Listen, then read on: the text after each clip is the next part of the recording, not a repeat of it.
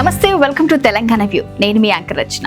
జల జాలువారి అందమైన జలపాతాల్ని చూస్తే ఏ మనసు పులకరించపోకుండా ఉంటుంది.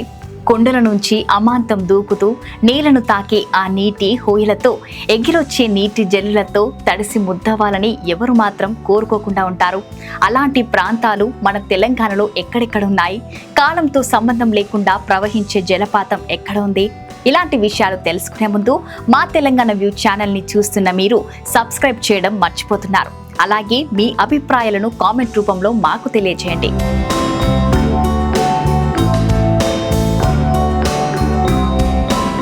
పక్షుల కిలకిలలు, పచ్చటి చెట్ల నడుమ ప్రకృతికి మరింత శోభ తెచ్చే జలపాతాలు మన తెలంగాణ సొంతం.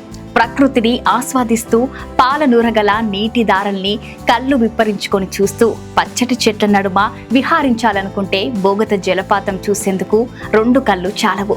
ములుగు జిల్లాలోని వాజేడు మండలం చిక్కుపల్లిలో ఈ జలపాతం ఉంది. తెలంగాణ నయగారగా పిలుచుకునే బోగత జలపాతం వానకాలంలో పర్యాటకుల్ని ఎంతగానో ఆకట్టుకుంటుంది. ఛత్తీస్గఢ్ అడవుల నుంచి వెంకటాపురం మండలంలోని పామునూరు దగ్గరున్న పెద్దవాగు వాజేడు మండలంలోని చిక్కుపల్లి గ్రామం మీదుగా ప్రవహిస్తుంది. చిక్కుపల్లి వాగు నీరే బోగత దగ్గర దాదాపు 50 అడుగుల ఎత్తైన కొండల నుంచి కిందుకు దూకుతుంది. 200 అడుగుల వెడల్పుతో మంత్రముగ్ధల్ని చేసే ఈ జలపాతం ఆగస్టు, సెప్టెంబర్, అక్టోబర్ నెలల్లో మరింత ఉధృతంగా ప్రవహిస్తుంది. ఈ జలపాతం చూడడానికి భద్రాచలం, వరంగల్ నుంచి చేరుకోవచ్చు. వరంగల్ నుంచి 132 కిలోమీటర్ల దూరం, అలాగే భద్రాచలం నుంచి 127 కిలోమీటర్ల దూరంలో ఉంటుంది.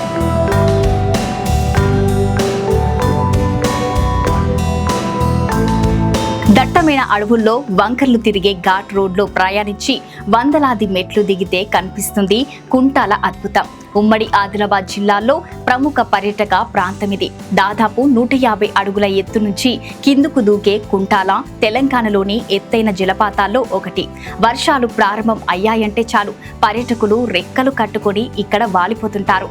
ఆదిలాబాద్ జిల్లా కేంద్రం నుంచి దాదాపు 62 కిలోమీటర్ల దూరంలో నేరేడిగొండ మండలంలోని కుంటాల గ్రామ సమీపంలో కడెం నది పైన అడవిలో ఉంది.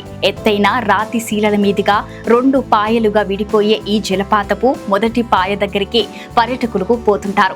అక్కడే సోమన్న దేవుడికి రాతి గృహ కూడా ఉంది. ఇక్కడ జరిపే సోమన్న జాతరకు దూర ప్రాంతాల నుంచి భక్తులు వస్తుంటారు. పచ్చటి చెట్ల మధ్యలోని కుంటాలకు చేరుకోవడానికి 400కి పైగా మెట్లతో ఉండే దారి ప్రత్యేక ఆకర్షణగా నిలుస్తుంది. హైదరాబాద్ నుంచి 271 కిలోమీటర్ల దూరంలోని ఈ జలపాతానికి నిర్మల్ మీదుగా ఘాట్ రోడ్డు పైన చేరుకోవచ్చు.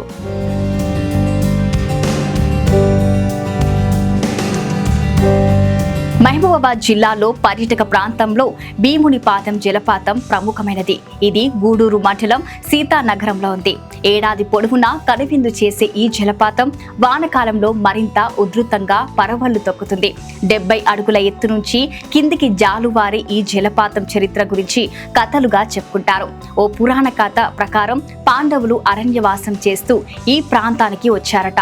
ఆ సమయంలో ఒక కుటుంబం మంటల్లో చిక్కుకొని బిగ్గరంగా కేకులు పెట్టడంతో అటుగా వెళ్తున్న భీముడు ఈ జలపాతంలోని నీళ్లతో మంటలను ఆర్పేసి వారిని కాపాడని అంటారు.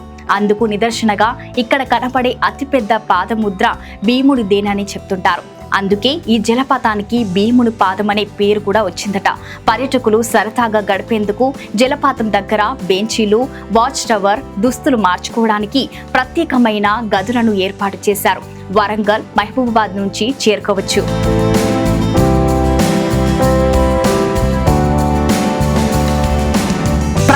అందాల్ని ఆస్వాదిస్తూ సరదాగా సాహసాలు చేయాలనుకునే వారికి పొచ్చెర జలపాతం దగ్గరకు ట్రెక్కింగ్ చేయడానికి వెళ్తుంటారు.